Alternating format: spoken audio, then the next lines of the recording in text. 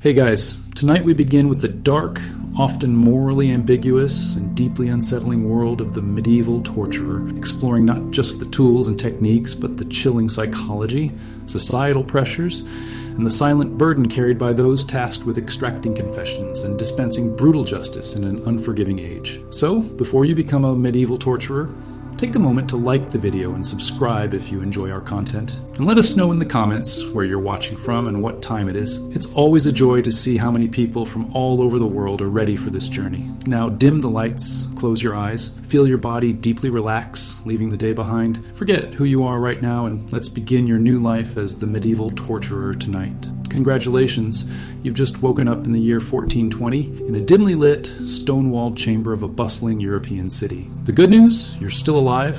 The bad news, so are the whispers of your last patient echoing in the cold stone. Your cot, a rough wooden frame with a thin, lumpy straw mattress, offers little comfort. The air is heavy, thick with the lingering scent of damp stone, old iron, and something metallic you've learned to ignore. There are no soft pillows, no silken sheets, just a coarse wool blanket that does little to ward off the persistent chill that seems to seep from the very walls of your dwelling, a chill that has long since settled deep in your bones. You blink awake, not to a gentle dawn, but to the clang of a distant hammer striking iron, a sound that, for you, signifies the inexorable march of a new day's grim duties. Your small, austere room is carved into the castle's lowest levels, a single window slit offering only a sliver of gray sky. It's stark, functional, designed for privacy and proximity to your work. The damp stone walls feel eternally cold, and the air always carries a faint, earthy scent mixed with the metallic tang of the chamber below. No decorative tapestries here, no cheerful hearth, just the quiet hum of the castle settling around you and the ever-present knowledge of what awaits just down the corridor. You try to stretch, but your muscles protest, stiff from a night spent on a hard bed and a lifetime of wrenching, pulling, and the heavy work of your profession. You are only 30, but your hands are already gnarled, your back permanently stooped from long hours bent over, and your mind often feels like a twisted knot of shadows and echoes. Your body remembers every scream, every confession, every quiet plea. The year is 1420. Beyond your cold, solitary room, the city stirs, but it's not the vibrant, bustling marketplace often depicted in romantic tales. No.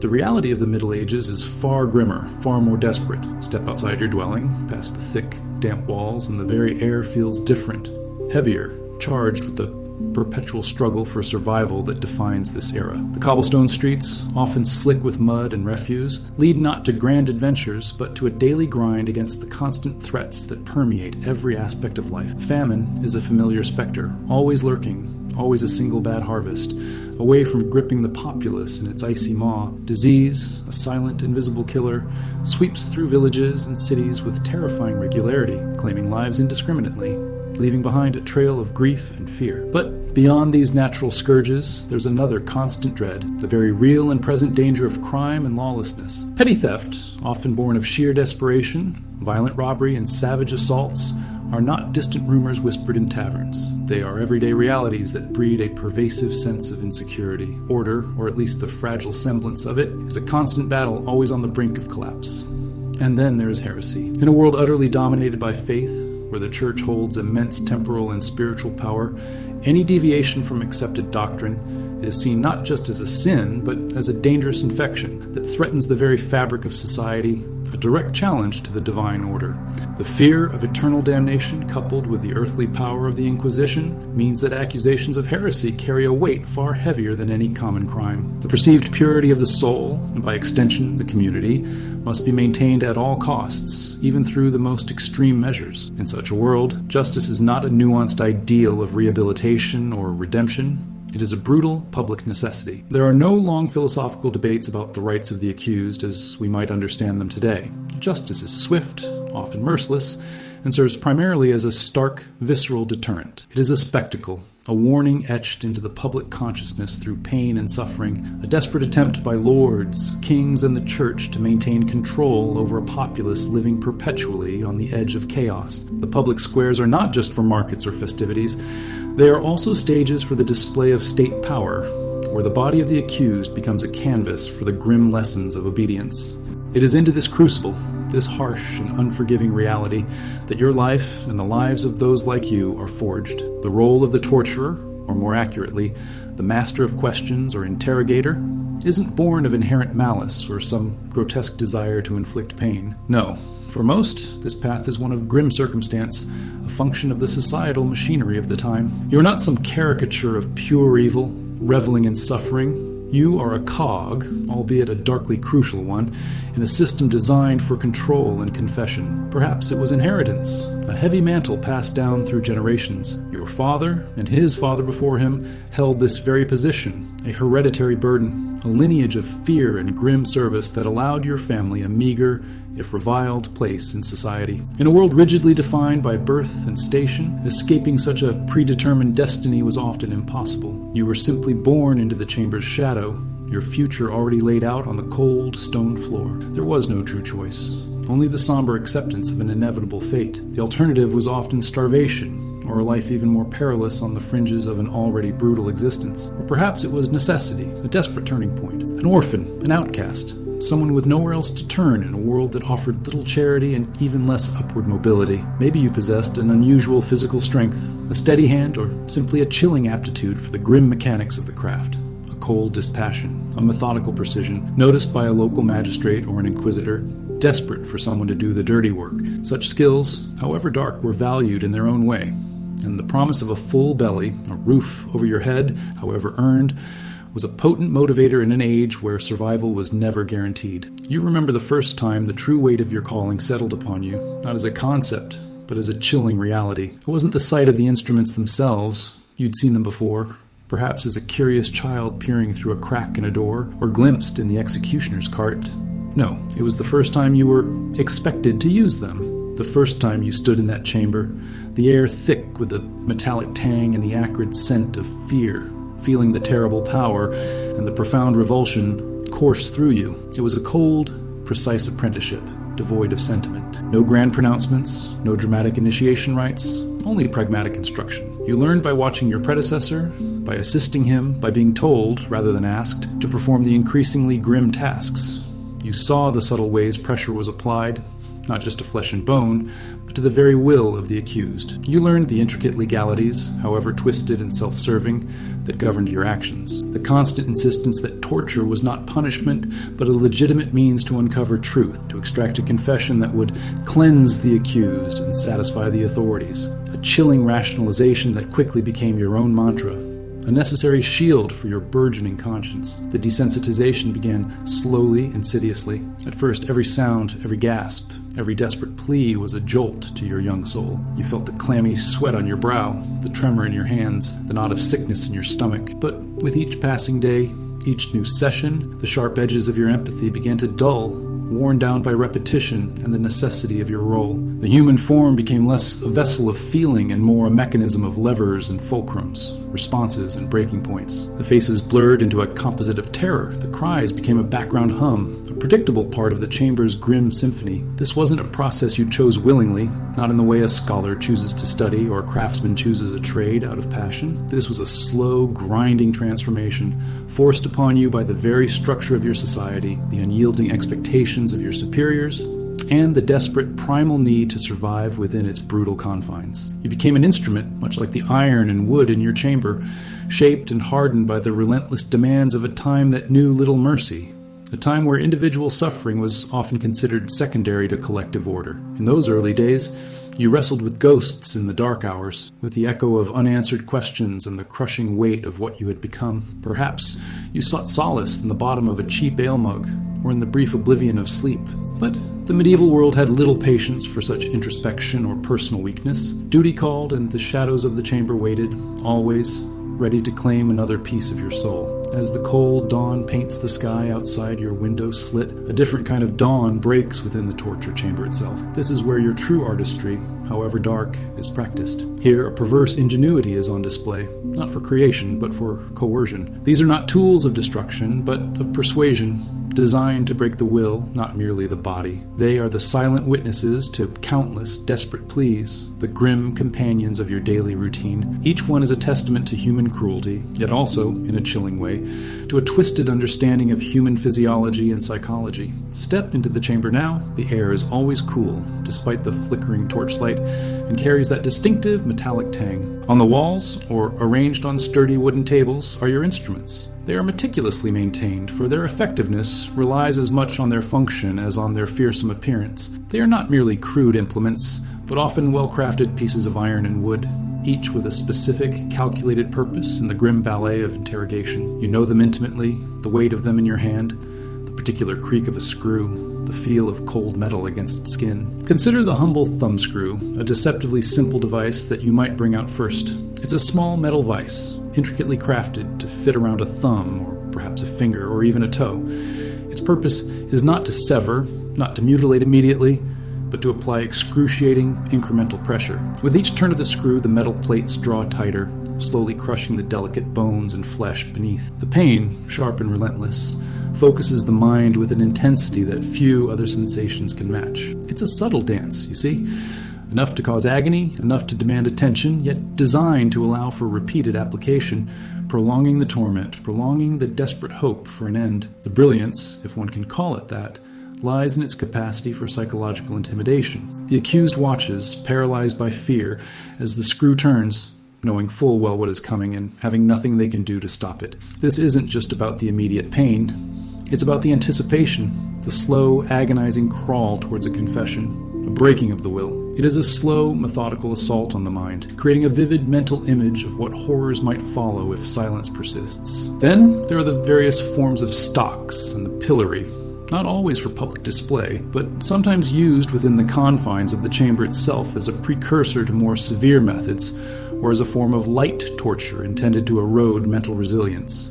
Imagine being held, immobile, your limbs awkwardly positioned, your neck strained for hours, perhaps days. Your joints ache, your muscles cramp, and the mind begins to unravel from the sheer monotony of discomfort and the utter lack of control. It's a form of sensory deprivation, or rather, sensory overload of discomfort, designed to erode mental resistance before the true questions even begin. This enforced stillness, this complete loss of bodily autonomy, can be profoundly unsettling. A slow erosion of spirit long before any direct physical blow is struck. It makes the body a prison for the mind, a silent scream of inaction. Or consider the iron boot, sometimes called the Spanish boot, although its origins predate that name. This heavy, often spiked contraption was fitted around the leg from ankle to knee. You, the torturer, would then slowly drive wooden or metal wedges between the iron plates, or tighten screws, gradually compressing the leg. This wasn't a sudden violent act, but a methodical, unrelenting squeeze designed to crush the bones of the lower leg.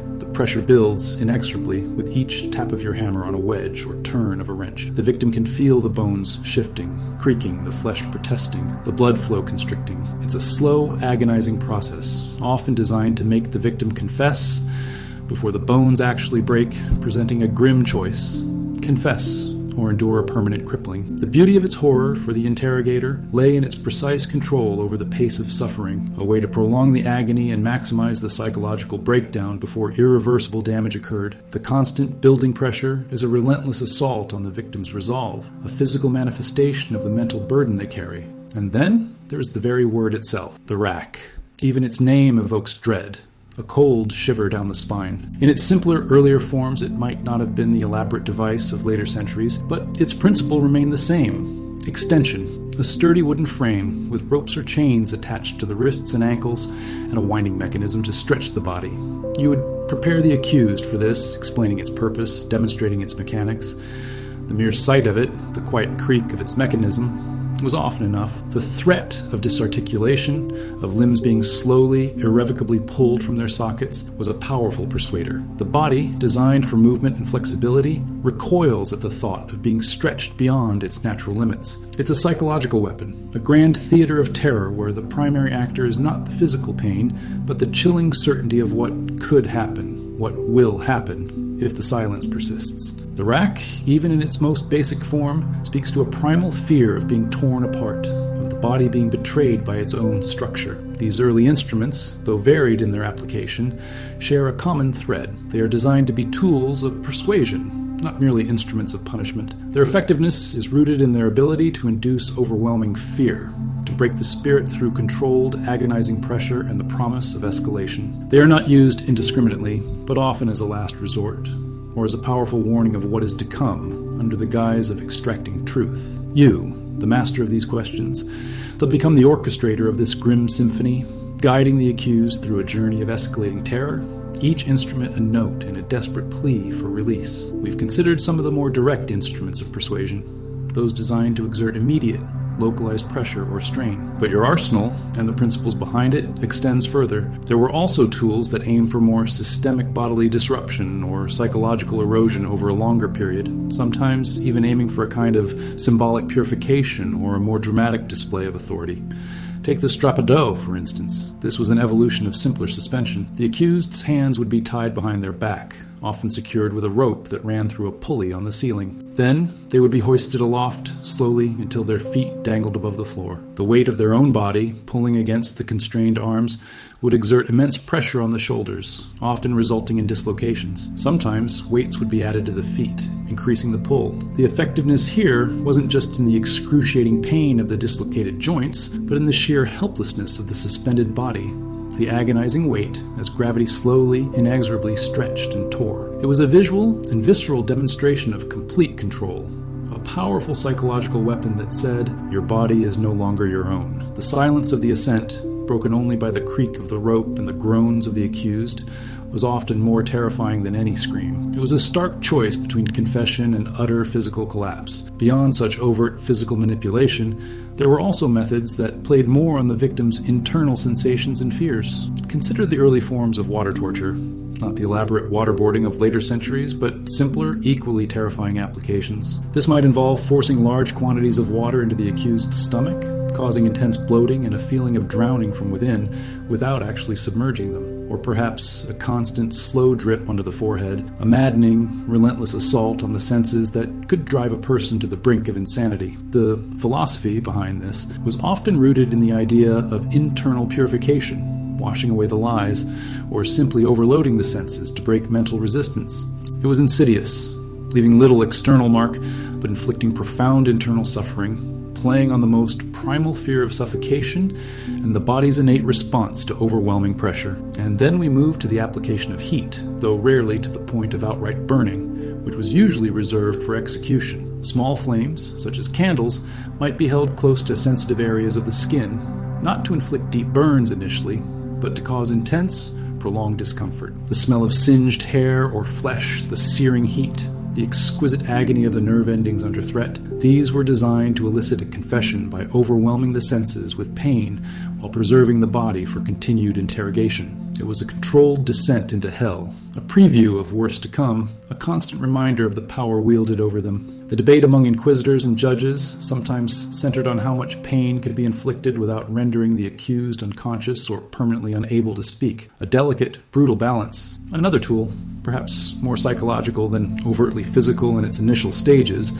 was the chair of torture, or various iterations of spiked chairs. These were typically sturdy wooden or metal chairs, adorned with numerous sharp, but not necessarily piercing spikes. The accused would be forced to sit, or sometimes bound, onto these spikes. The torment was not from immediate impalement, but from the constant, inescapable pressure, the inability to find a comfortable position, the gradual deepening of the spikes into the flesh over hours, even days. It was a slow, agonizing grind, leading to exhaustion, blood loss, and eventually profound psychological despair. It served as a grim reminder that every moment of silence meant prolonged, unceasing suffering. This wasn't about a sudden burst of pain, but a relentless wearing down of the individual's will to resist. These instruments were not just random acts of barbarity. Each had a particular rationale, a theory of effectiveness, often articulated in the legal treatises of the time. The belief was that truth, when submerged by sin or lies, could be forcibly extracted, that pain would compel the accused to release the hidden information. There was a prevailing legalistic view that a confession, even if coerced, was the highest form of proof. And so, the torturer, you, became a crucial part of this twisted judicial process. You were a technician of agony, an engineer of pain, tasked with translating abstract legal theories into visceral reality. The goal was not always death, but the confession, the spoken word that would confirm guilt and justify the entire brutal system. This often led to philosophical debates among the educated. How much pain was just enough to elicit truth. Could a confession extracted under duress truly be considered valid? Yet, in the grim reality of the chamber, such debates often faded into the background, superseded by the immediate demand for results, for a confession that would close a case and uphold the fragile order of the realm. The tools were merely extensions of this desperate, often misguided quest for truth in a world shrouded in shadows. We've journeyed through the cold iron and rough wood of your arsenal, understanding the grim ingenuity behind each device. But now, we step beyond the mere mechanics of pain into the true heart of medieval interrogation, the psychological battle that unfolds within the chamber walls. For the tools, formidable as they are but instruments in a larger, far more intricate dance of minds. This is where truth, or at least a confession, is truly sought. Not merely through the body's suffering, but through the spirit's capitulation. Imagine, if you will, the chamber once more. It is not just a room of implements. It is a meticulously crafted stage for psychological warfare. The flickering torchlight casts dancing shadows that seem to distort the very air, making familiar shapes monstrous, heightening the sense of unease. The walls, damp and often stained, absorb sound, creating an oppressive quiet, broken only by the drip of water, the shuffle of feet, or the distant muffled sounds of the castle above. There are no comforts here, no soft edges, only cold, hard reality designed to strip away any sense of security or hope. The very atmosphere is a weapon, a preemptive strike against the accused's resolve. Today, your role is not just that of the silent, imposing figure operating the devices. You are part of a grim tableau, a crucial player in a performance orchestrated by others. At the head of a heavy, scarred wooden table sits the judge, or perhaps the inquisitor, a figure of stern authority, his face often obscured by shadows or a hood, his gaze piercing. Beside him, a scribe, quill poised over parchment, ready to record every word, every gasp, every whispered confession. These are the minds that direct the session, the voices that articulate the accusations, and the arbiters of whether your persuasion has yielded the desired truth. The accused, brought in shackled, often disoriented and terrified, is led into the center of this stark arena. They are usually dressed in simple, often threadbare clothing, emphasizing their vulnerability against the formidable authority assembled before them. Their eyes, wide with a mixture of fear and defiance, sweep across the instruments, each one a silent promise of agony, each one a testament to the power held over them. This initial gaze, this silent inventory of impending torment, is the very first strike in the psychological battle. It's a moment designed to crush hope, to make resistance seem utterly futile. The interrogation rarely begins with immediate physical torment. No, that would be crude, perhaps even counterproductive. The medieval mind, steeped in legal tradition, however flawed, understood the power of the word, a perceived legality. The judge or inquisitor will begin with a formal address, a recitation of the accusations, perhaps citing legal statutes or divine decrees. This is not a conversation. It is a pronouncement, a declaration of overwhelming power and the absolute certainty of the accusations. The accused is given the opportunity, often repeatedly, to confess, to clear their conscience, to return to the fold, if they are accused of heresy. These initial verbal exchanges are designed to isolate and disorient. The accused is often denied legal counsel as we understand it, left to face their accusers alone, vulnerable and without advocate. The questions are framed to trap, to imply guilt, to offer confession as the only pathway to mercy, however illusory that mercy might be. Tell us the truth, for your soul's sake, the judge might intone, his voice calm, yet resonating with an unshakable conviction. Do not prolong your suffering, nor condemn your immortal soul to eternal damnation. This is the subtle art of spiritual and psychological coercion, weaving together earthly fear with the terror of divine judgment. You, the torturer, stand slightly apart, a silent, imposing shadow. Your presence alone is a constant, suffocating threat.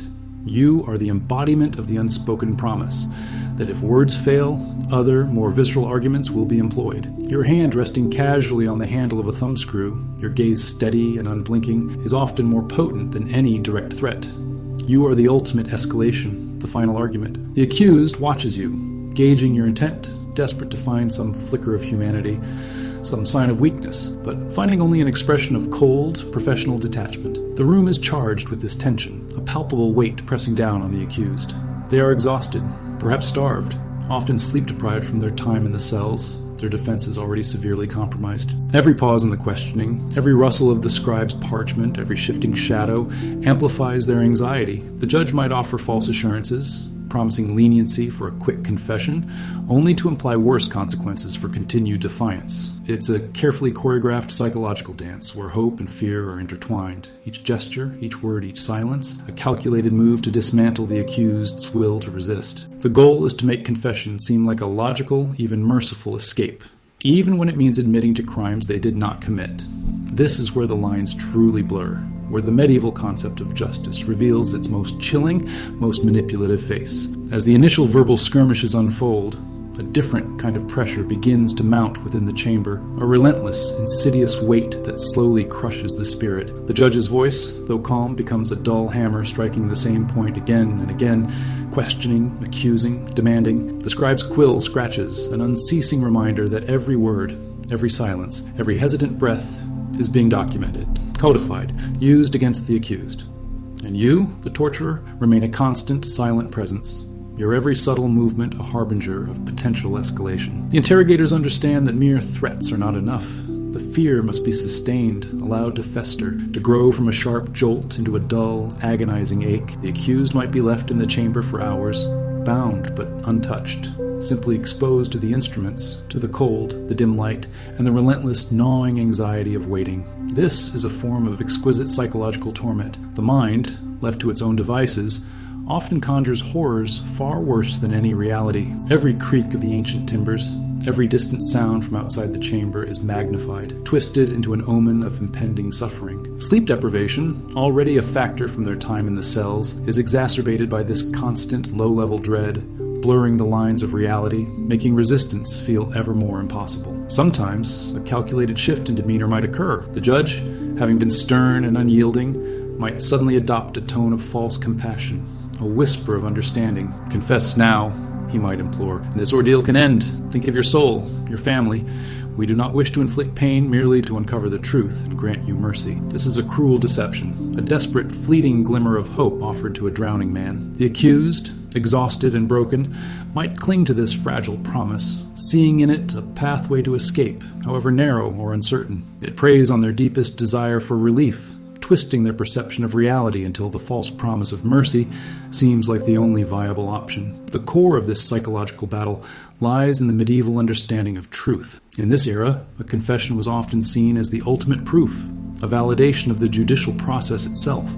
It mattered less if the confession was factually accurate and more that it was given. The torturer, in this context, wasn't just extracting information, you were facilitating a legal outcome. The accused quickly learns that denying the accusations only prolongs their agony, leading invariably to more persuasion. To confess, even to crimes they did not commit, becomes a desperate strategy for survival, a forced act of compliance to end the torment, a final surrender of will. You observe these shifts, this subtle erosion of resistance. You see the accused's eyes, once defiant, now clouded with despair. You notice the way their body, once tense with adrenaline, begins to slump, their shoulders yielding under an invisible weight. The questions, endlessly repeated, start to wear away at their composure. They might begin to contradict themselves, their memory faltering under duress, or they might desperately try to weave a narrative that aligns with the interrogator's accusations, hoping to find the right answer, the one that will finally bring an end to the ordeal. This is the precipice of the breaking point. It's not always a dramatic scream. Often it's a quiet, defeated murmur, a head bowing in resignation, a whispered assent to an accusation, a name given, a story fabricated under duress. The precise moment a soul snaps is rarely grand. It is often a silent internal collapse, a final desperate calculation that any outcome, even a false confession leading to further punishment, is preferable to the continuation of the current suffering. The spirit, no longer able to bear the weight of the psychological pressure, simply gives way. As the torturer, you are a witness to this profound human vulnerability. You see the accused's eyes meet yours at that final moment of surrender, a flicker of something unreadable, fear, hatred, utter emptiness. Your role in this psychological drama is to embody the inexorable force that pushes them to this brink. You are the silent executor of the judge's will, the one who transforms abstract accusations into a tangible, suffocating reality. And when that confession finally comes, however coerced, however hollow, the chamber falls silent. The quill scratches its final words, the judge nods, and the grim dance concludes, leaving behind only the echoing silence and the indelible mark on both the confessed and the confessor. The air in the chamber, once thick with tension, now feels heavy with a different kind of burden, a quiet testament to the power wielded, the will broken, and the truth that has been forcibly shaped. You may clean your instruments, but the psychological residues of these sessions linger, not just in the cold stone, but in the quiet corners of your own mind. As the echoes of the last session fade and the chamber's grim demands momentarily recede, you step out, not into the embrace of a welcoming community, but into a different kind of confinement. Your world outside the chamber, though physically freer, is bound by invisible chains, the chains of reputation, fear, and profound isolation. This is the paradoxical existence of the medieval torturer, indispensable to the authorities, yet reviled by the very society you serve. You walk through the castle corridors, perhaps towards your meager dwelling or out into the town, and you feel the shift in the air, the subtle ripple your presence creates. Heads turn, conversations cease, children are quickly pulled closer to their parents. There are no friendly greetings, no casual nods of acknowledgement. Instead, there are averted gazes, quick glances of morbid curiosity, and often an undeniable undercurrent of fear and contempt. You are a necessary evil, a shadow in their midst, a living embodiment of the grim justice they both demand and dread. Your home, more often than not, is situated on the fringes of the town, perhaps near the executioner's gallows or the common dumping ground, a symbolic and literal exile. It is a small, unadorned dwelling set apart from the bustling heart of the community. The reasons are practical, of course, to keep your grim work separate, but also deeply social. No one truly wants a torturer living next door, dining at the same tavern, or worshiping in the same pew. Your shadow, metaphorical and real, is too long, too dark for ordinary life. The townspeople, from the wealthiest merchant to the lowliest serf, know you. They know your name. They know your profession, and they know what you do behind the thick, soundproof doors of the castle dungeon. This knowledge, this understanding of your daily tasks, shapes every interaction, every unspoken word, every glance. You are the instrument of their justice, the enforcer of their order, yet you remain eternally an outsider. Think of the silence that follows you, not the contemplative quiet of a monk, but the loaded silence of dread. When you visit the market, vendors might serve you quickly, efficiently, perhaps even with a slight tremble in their hands, but without the customary banter. There are no friendly haggles over prices, no casual chats about the weather or the harvest. Your coins are taken, your goods are handed over, and a palpable relief washes over them as you depart. This constant, pervasive ostracization is a heavy burden, a cloak of loneliness that clings to you tighter than any wool garment. This isolation is not merely social. It seeps into your very being. You're forced to live a life apart, often with only your thoughts for company. The secrets you hold, the confessions you've heard, the suffering you've witnessed and inflicted. These are things you cannot share with anyone. There is no confidant, no sympathetic ear. To speak of your work would be to invite horror, disgust, or perhaps even suspicion. And so, you carry the weight of it all, locked within your own mind, the chamber extending far beyond its physical walls, encompassing your entire existence. Consider the simple act of seeking solace, a basic human need. Where do you go? The church, perhaps? But even there, the pious might eye you with a mixture of fear and judgment, wondering if your soul, steeped in such grim deeds, can truly be redeemed. The tavern, then? A temporary escape in the bottom of a mug?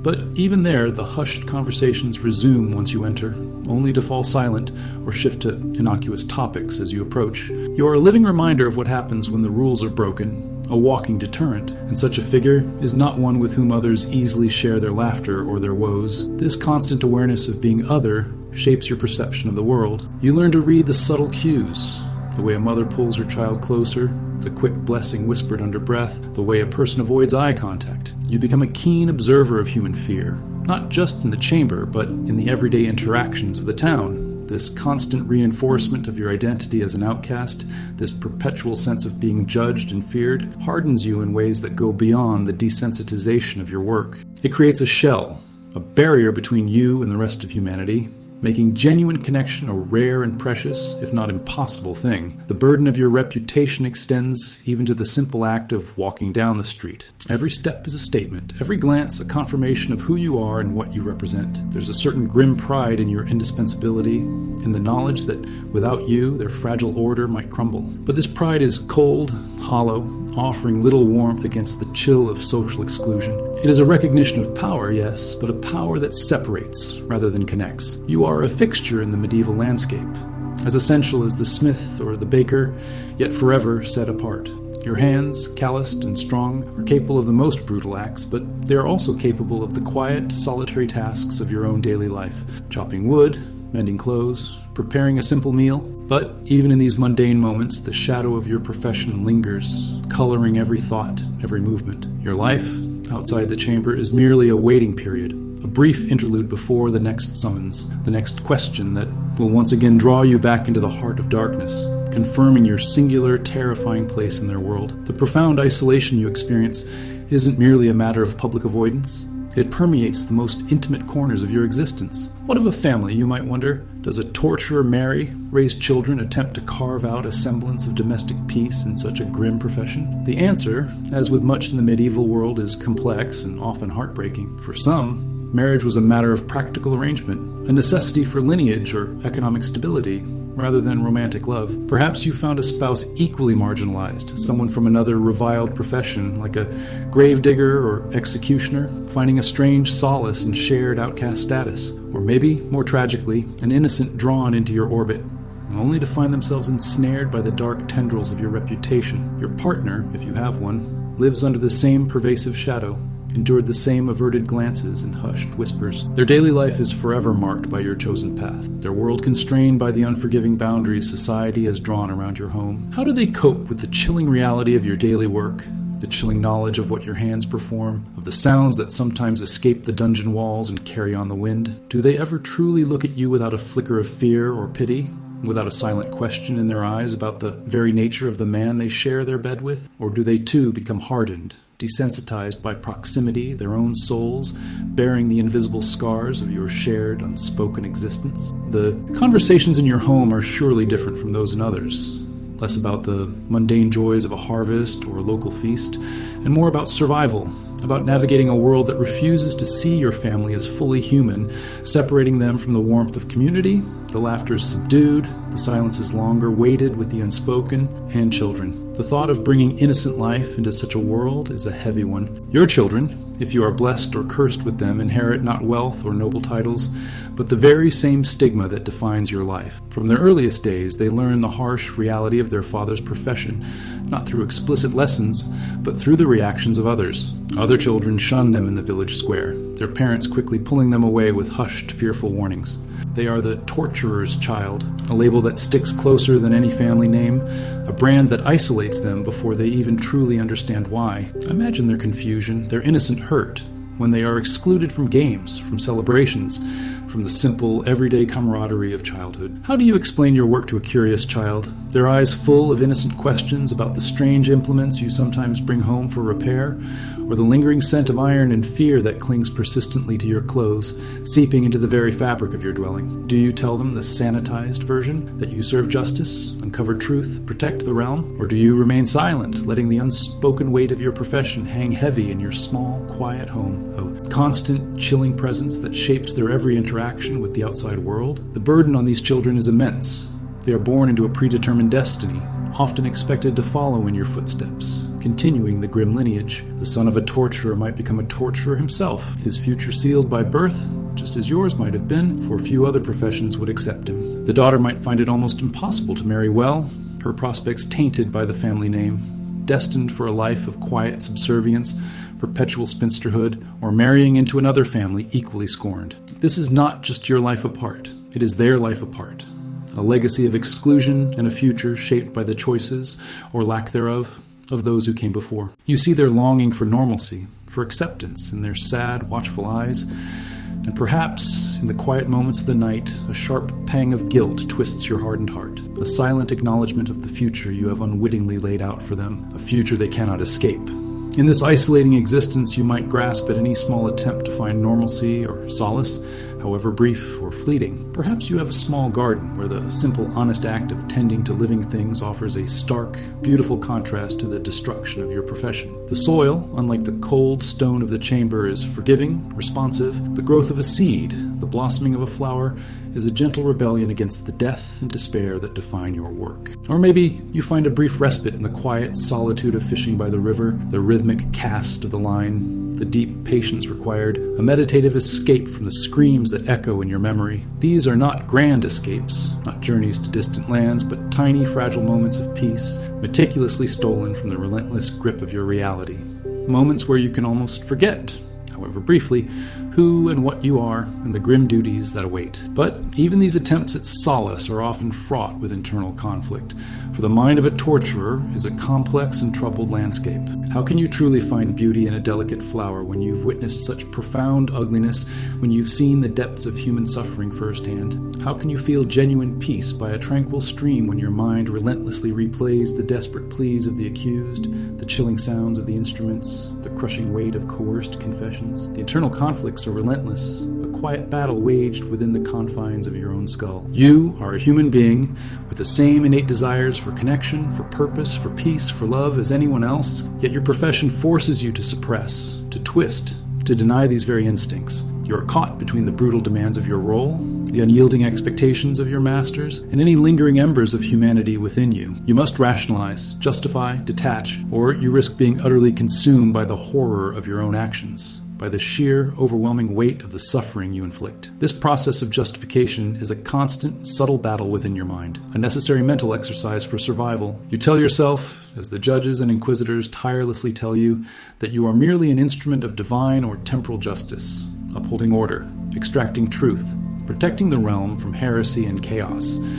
You convince yourself that these people deserve their fate, or that their suffering is a necessary evil for the greater good of society, for the fragile balance of power and peace. You construct mental shields, brick by brick, against the insidious tide of empathy, against the whispers of a guilty conscience. You focus on the procedural aspects, the methodical mechanics of the tools, the intricate legalities of the confession, anything to distance yourself from the fragile, suffering human being before you. But these shields are rarely impenetrable. Cracks appear, especially in the quiet, unguarded hours of the night. Perhaps a specific face, a particular plea, a unique kind of terror in someone's eyes manages to pierce through your carefully constructed psychological defenses. A child's desperate, heart-wrenching cry for their mother, a look of profound betrayal from someone you once knew from the village, a neighbor, a casual acquaintance. These moments are agonizing, forcing you to confront the humanity you've tried so hard to deny, to suppress beneath layers of professional detachment. Do you dismiss them as weakness, as a momentary lapse of resolve?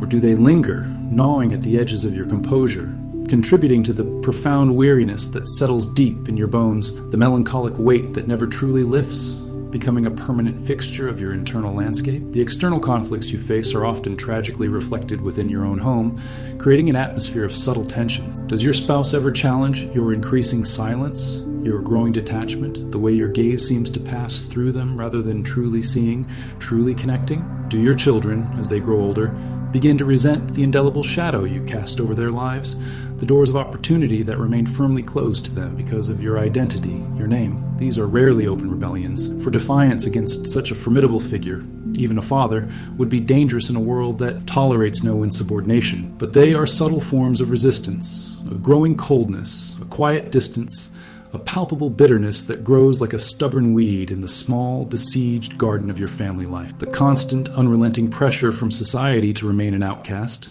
to be an object of fear and scorn, makes genuine intimacy, genuine sharing, incredibly difficult, if not utterly impossible, even with those closest to you, those who share your name and your fate. You learn to live with this pervasive duality, the public figure of fear and the private person burdened by that fear. You carry the weight of countless secrets, not just the confessions you extracted, but the more profound secrets of your own soul, the unspoken questions, the quiet doubts, the daily moral compromises, the endless rationalizations. These become your constant companions, your internal landscape a desolate echo of the chamber. Normalcy is a luxury you cannot afford, solace a fleeting ghost. Your life, both inside and outside the chamber, is an enduring testament to the heavy, heavy cost of a profession that demands the suppression of the very essence of humanity, leaving behind a soul forever touched by the darkness it serves. As we have explored the visible chains of isolation that bind your life outside the chamber, it is now time to turn inward, to descend into an even deeper, more complex dungeon, the intricate landscape of your own mind. For while the physical wounds of the accused are plain to see, the scars etched upon the soul of the torturer are often hidden, yet no less profound. This is where the true, long-term cost of your profession is exacted, not in coin or social standing, but in the very fabric of your being. The most immediate and perhaps most insidious change you experience is a relentless process known as desensitization. It begins subtly, an almost imperceptible numbing, The first time you heard a scream, a genuine wrenching cry of agony, it pierced you to the core. You felt the tremor, the sickness, the profound revulsion. But with each subsequent session, each repeated application of pressure, each desperate plea, the sharp edges of that initial empathy begin to dull. It is not an active choice, but a grim psychological necessity. Your mind, in an act of self-preservation,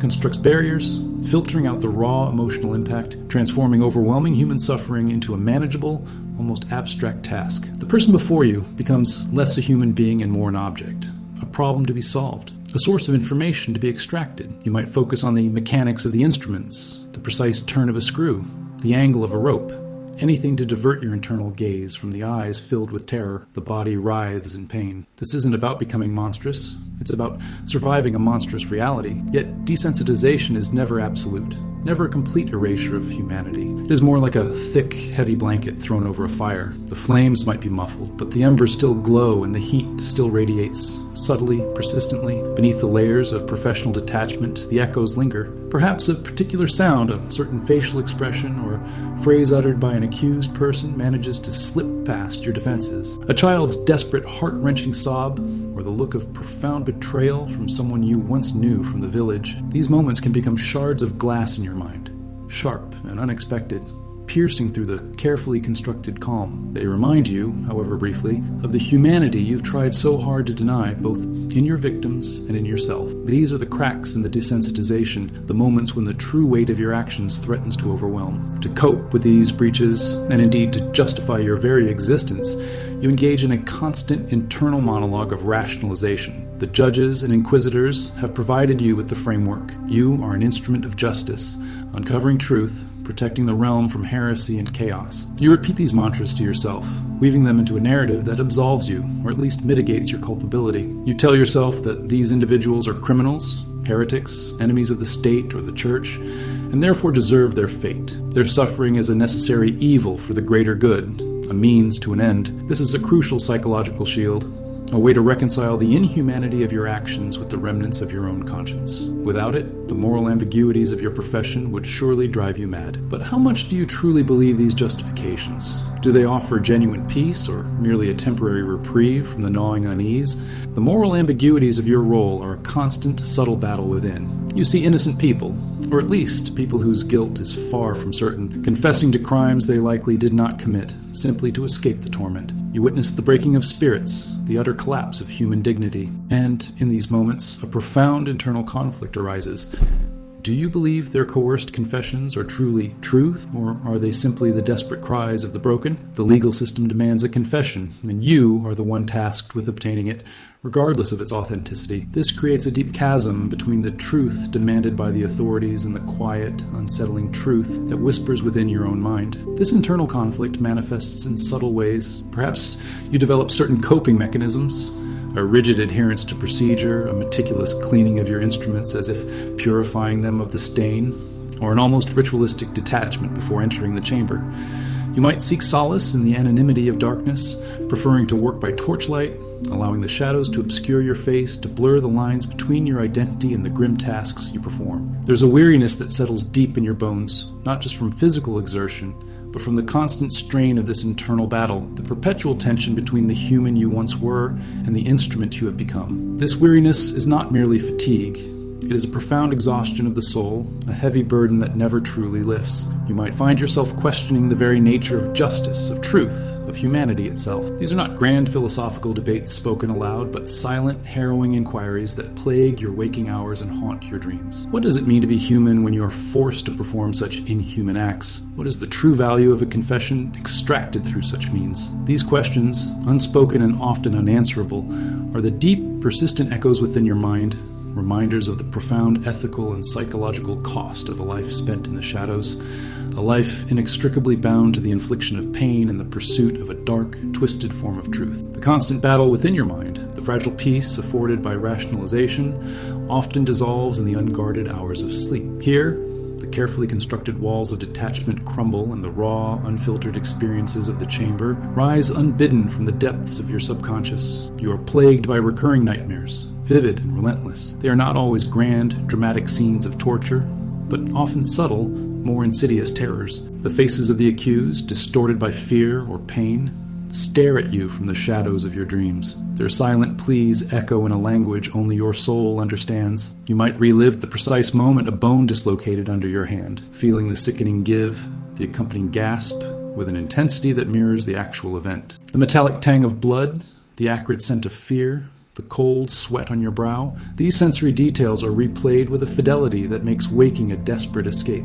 Sometimes, the nightmares take on a more abstract, symbolic form. You might find yourself trapped, unable to move, while unseen forces inflict upon you the very torment you administer to others. Or perhaps you stand before an unseen judge, not of this world, but of a higher, immutable authority, and the accusations are not of worldly crimes, but of the indelible stains on your soul. These are the nights when sleep offers no true rest, but merely a different kind of chamber, one built of your own deepest fears and unspoken guilt. You wake up gasping, heart pounding, the cold sweat clinging to your skin, the vivid images lingering long after the sun has begun its ascent, leaving you exhausted, weary, and profoundly unsettled. Beyond the torment of your dreams, there's the crushing burden of secrets. Your life is a repository of unshareable truths. You know the dark corners of human depravity, the desperate lengths to which people will go to survive, the fragility of honor, the ease with which a false confession can be extracted. You carry the weight of names given under duress, of families implicated, of lives shattered. These are not stories for the tavern, not tales to share with your spouse or children. They are locked away within you, festering in the quiet chambers of your mind, a heavy, suffocating weight. The very act of carrying these secrets further isolates you, creating an impenetrable wall between you and the rest of humanity. Who could truly understand the horrors you've witnessed, the acts you've performed, without recoiling in disgust? And so you remain silent, a sentinel guarding a fortress of grim knowledge, condemning yourself to a solitude that extends beyond social ostracization into the very core of your being. The weight of a conscience, or its slow, agonizing absence, is perhaps the heaviest burden of all. For some, the initial pangs of guilt might persist, a constant dull ache beneath the layers of desensitization and rationalization. This is the moral wound that never truly heals, the internal struggle of a human being performing inhuman acts. You might seek penance in quiet prayers, in fleeting acts of kindness, or in a desperate hope for divine forgiveness, even as your hands continue their grim work. This constant internal battle is exhausting, a never-ending war within your own soul, fought without reprieve. But for others, perhaps even for you, the conscience might slowly erode, worn down by the relentless demands of the profession. The distinction between right and wrong blurs, then fades. The cries of the accused become less meaningful, their suffering less impactful. This is a terrifying transformation, a slow descent into a moral void where empathy withers and dies, replaced by a cold, calculating efficiency. The absence of guilt, however, is not freedom. It is a profound emptiness, a chilling void where human connection once resided. It is a loss, perhaps the greatest loss of all, for it means losing a part of what makes one truly human. The quiet corners of your mind, once haunted by doubt, may become eerily silent, devoid of moral questioning, leaving behind only the cold logic of the task. The ultimate cost of this life steeped in inflicting pain and fear is immense and irreversible. You, the torturer, are not merely an instrument. You are also a victim, consumed by the very darkness you wield.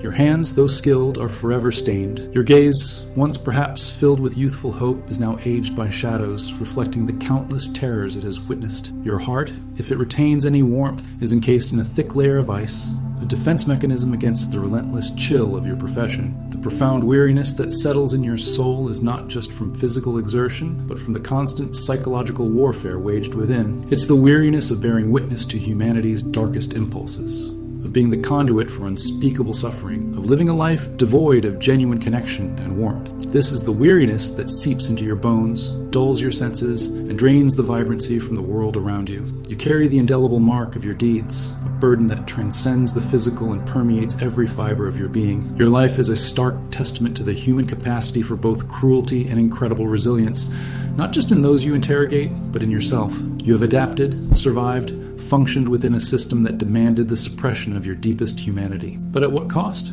What remains of the person you once were, before the chamber claimed you, before the shadows became your constant companions? The answers are elusive, buried beneath layers of hardened experience and the profound silence of a soul forever altered. This is the enduring legacy of the torturer's mind, a landscape of echoes, where the past is never truly past, and the price of survival is paid in the currency of the soul. We have journeyed deep into the private suffering and internal battles within your own mind, the silent cost of a life lived in shadows. But the work you perform, however hidden its initial stages, often culminates in a very public display, a spectacle designed not for individual introspection, but for collective fear and social control.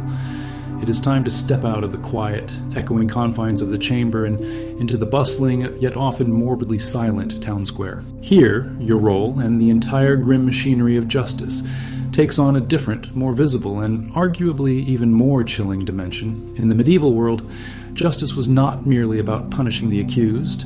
It was a powerful, visceral performance for the entire community. Public punishment, and especially public execution, served as a stark, unavoidable lesson. A grim sermon preached not with words, but with flesh and bone. Its primary purpose was deterrence, to instill a profound, lasting fear in the hearts of the populace, a fear that would discourage dissent, deter crime, and reinforce the absolute authority of the local lord, the king, or the ever-watchful church.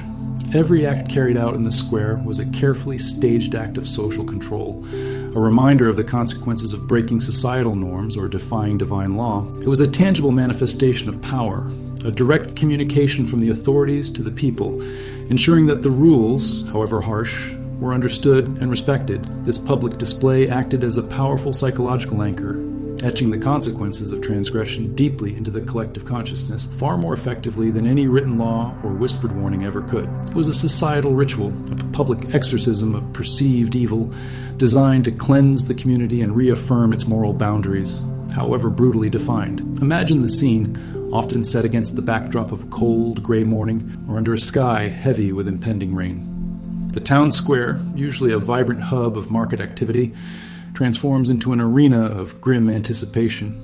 A scaffold, perhaps erected overnight, dominates the space, its rough timbers stark against the sky, smelling faintly of freshly sawn wood and the dampness of the dawn. Below it, the various instruments of public humiliation or further torment might be arranged.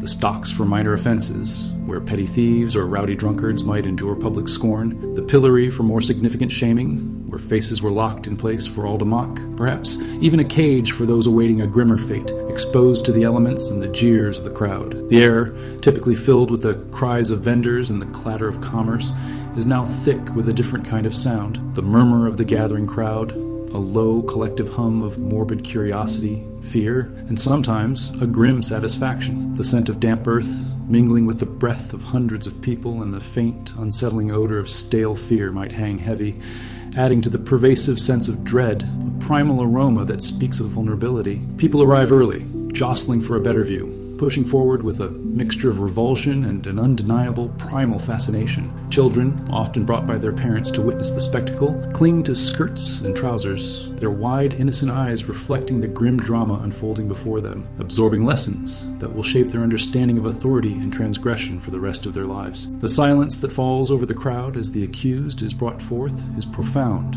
a collective-held breath, amplifying the creak of the cartwheels, the shuffle of guards' feet, the heavy clanking of chains. Every eye is fixed, every face a mask of varied emotion, a silent testament to the raw power of the moment. The crowd itself is a complex entity, a microcosm of medieval society, each individual bringing their own motivations and reactions to this public theater of justice. You observe them from your vantage point, perhaps near the scaffold or amidst the guards, a silent, unmoving figure, a familiar harbinger of dread. You see the pious crossing themselves and murmuring prayers, genuinely believing this spectacle to be a righteous act, a necessary cleansing of evil from their community. For them, it is a spiritual duty to witness, to affirm the divine order, to see justice as they understand it, enacted. You see the fearful, their eyes wide, clinging to their children, their faces pale with the unspoken terror that it could one day be them, or someone they love, standing on that platform. Their fear is a raw, palpable thing, a visceral affirmation of the power wielded by the authorities, and by extension, by you, the unseen hand of the law. And then there are those consumed by morbid curiosity, their gazes fixed, drawn by the raw drama of human suffering, by the stark confrontation with mortality. They are drawn to the edge of the abyss, fascinated by the spectacle of life and death, power and helplessness, finding a strange, dark entertainment in the public display of another's misfortune. There is often a palpable sense of relief when the guilty are punished, a collective sigh of affirmation that order has been restored, that the delicate balance of their world, however harsh, has been upheld. For them, it is a confirmation that their own adherence to the rules, their own sacrifices, are justified by the suffering of the transgressor, a validation of their place within the established order. The collective emotion is a potent brew of terror, fascination, and self-righteousness, all converging on the single point of the condemned, solidifying a collective identity through the shared experience of witnessing. Your presence, too, is a significant part of this spectacle. Even if you remain a figure of fear, you're the one who knows the intimate details of the accused's confession, the one who facilitated the truth. You represent the hidden, terrifying power that lies behind the pronouncements of the judge. As the accused is brought forth, perhaps still bearing the marks of your persuasion, their very appearance reinforces the efficacy of the methods you employ. The broken spirit, the humble demeanor, the eyes that have seen unspeakable things. These are public acknowledgments of the state's undeniable power, of its ability to break even the strongest will. The very act of the accused being led to the scaffold, their will visibly shattered, serves as a powerful, nonverbal testament to the effectiveness of the hidden chamber, and by extension, your own grim work. It subtly legitimizes the entire process, implying that the truth has indeed been found, however it was obtained. The entire event is a grand display of authority, a public reaffirmation that no one, regardless of status, can defy the state or the church without facing dire public consequences. The officials, the Lord, the clergy, they are all there, often seated in prominent positions, their rich garments and solemn expressions adding to the gravity and reinforcing their absolute control over both body and soul. The executioner, often your colleague or parallel figure, stands ready, his axe or rope a visible symbol of finality, waiting for the signal, a silent counterpart to your own, more veiled, instruments of persuasion. The message conveyed by these public displays is brutally clear: obey, conform, or suffer. It is a message that echoes through the narrow streets, carried on the wind, etched into the collective memory of the generations. The sight of a body in the pillory, writhing under public scorn, or the grim finality of an execution, serves as a potent, constant reminder of the ever-present sword of justice, a warning against transgressions both great and small. It solidifies the hierarchy, strengthens the hand of those in power, and reinforces the prevailing social order, ensuring social cohesion through fear. For a society grappling with constant threats, famine, disease, war, and the ever-present challenge of maintaining order, such visceral demonstrations were considered vital, a necessary bulwark against chaos, a way to impose a fragile peace through overwhelming might. They were seen not as acts of wanton cruelty by the authorities, but as necessary, almost ritualistic sacrifices made on the altar of societal stability, a grim sacrament to order and obedience. Even as the chill of the square settles in your bones, and the cries, or perhaps the final defiant silence of the condemned fill the air, you understand, with a chilling clarity, the profound, dark purpose you serve in this brutal tableau of medieval life. It is here, in the harsh light of day, before the eyes of the fearful populace, that the full, terrible weight of your unseen work is made manifest. A chilling testament to the unforgiving nature of medieval justice, a final public chapter in a story that began in the dark confines of your own mind and now concludes in the collective consciousness of a wary, watchful world. We have witnessed the grim theatricality of medieval justice, the public spectacles designed to enforce order through fear. But as the centuries slowly turned, so too did the tide of human thought and societal norms. The shadows of the torture chamber, so long a fixture in the landscape of law and order, began, almost imperceptibly at first, to recede. This wasn't a sudden, dramatic revolution, but a slow, gradual fading, influenced by shifting philosophical currents, evolving legal perspectives, and a burgeoning, albeit fragile, sense of human dignity. The seeds of change were sown across Europe, often nurtured by the intellectual ferment of the Renaissance, and later more profoundly by the Age of Enlightenment. As thinkers began to champion reason, individual rights, and the intrinsic value of human life, the crude and often arbitrary application of judicial torture came under increasing scrutiny. The very premise upon which torture relied, that pain would reliably extract truth, began to be questioned. Skeptics and reformers argued with growing logical force that confessions extracted under duress were inherently unreliable. How could a desperate soul, facing unbearable agony, be expected to speak anything but what their tormentors wished to hear? The logic was undeniable. Torture often produced lies, false accusations, and the condemnation of the innocent rather than genuine truth. Across various kingdoms and nascent nations, legal scholars and enlightened monarchs began to challenge the age-old customs. In some regions, early reforms emerged, subtly at first. Perhaps certain instruments were officially banned, or the use of torture was restricted to only the most heinous crimes, or subjected to stricter procedural oversight. There were increasing debates among jurists about the morality and efficacy of such practices. In the Holy Roman Empire, for example, the Carolina Code of 1532, while still allowing torture, laid down intricate rules for its application, attempting to regulate what had often been left to arbitrary discretion. This was an attempt to impose a form of due process on an inherently brutal system. However contradictory that might seem to our modern sensibilities, it was a step, however small, towards recognizing limits and attempting to standardize and thereby control the power of the torturer. The rise of humanism, with its renewed focus on the human individual and their potential,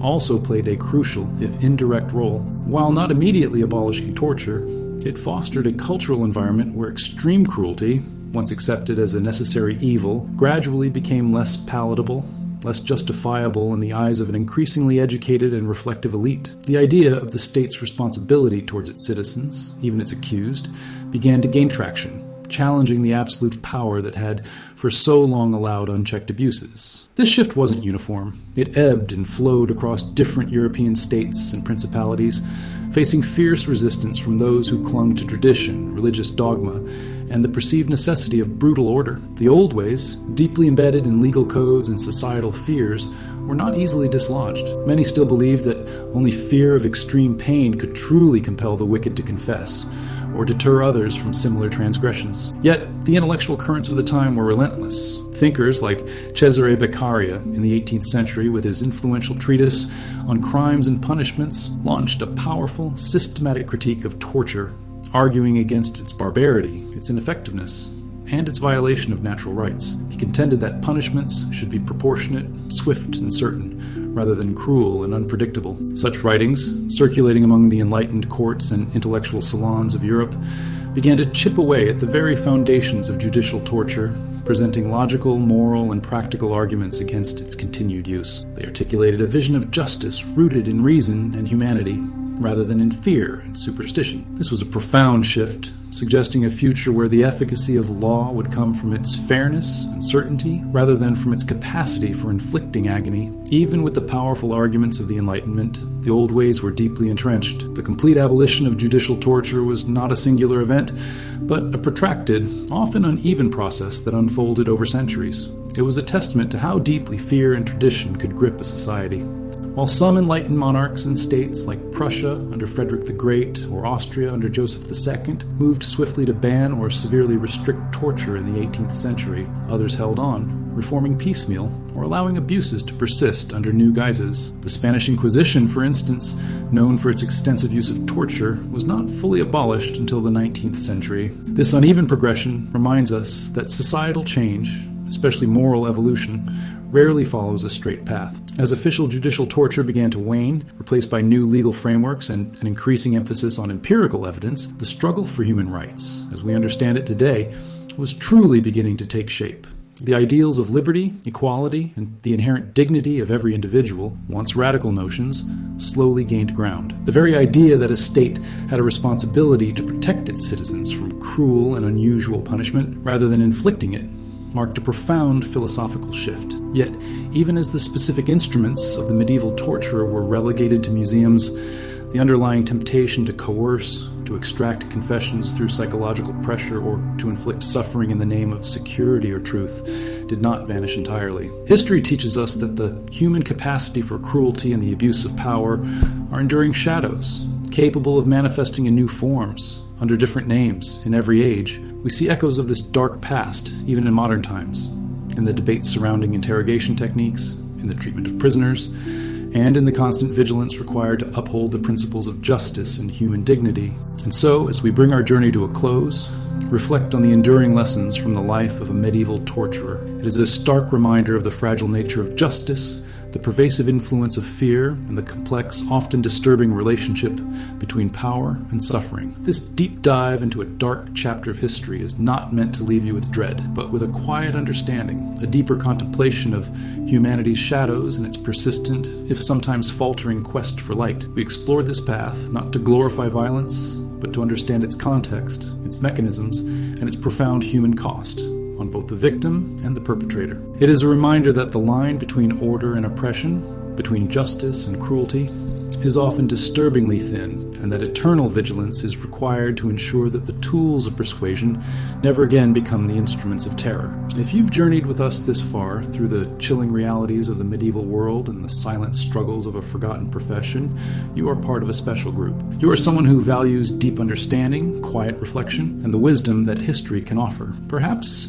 you feel a quiet resolve, a renewed understanding of the enduring struggle for justice and human dignity. If so, share your thoughts in the comments below. You might simply write, "I choose to reflect," or "History teaches." Let your words be a quiet affirmation of the lessons we've explored together tonight, a personal commitment to remembering. If this deep dive into history has offered you a moment of peaceful contemplation or a deeper understanding of our shared past, consider leaving a like on this video, not for us, but because your simple gesture helps this important historical journey reach others who seek quiet reflection and understanding in our often noisy world. Your like acts as a gentle beacon, guiding them to this space of thoughtful exploration, and to continue these thoughtful explorations of history and humanity. To ensure you don't miss our future journeys into the past, join our growing community. Subscribe to the channel. It's not just a click, it's a quiet commitment to your own journey of learning and well-being, an invitation to be part of a community that values wisdom and deeper perspectives. Together, we can continue to uncover the intricate tapestry of human experience, even its darkest threads. Now, as the echoes of the past gently recede and the last vestiges of the medieval world fade from your mind, take a moment, close your eyes, feel the weight of your body settling, and let the soft, calming music guide you. Simply absorb all that we have uncovered together. Allow these profound reflections to settle within you as you drift towards a peaceful, well-deserved rest. May your dreams be quiet and your mind filled with the gentle wisdom of understanding. We look forward to our next journey together.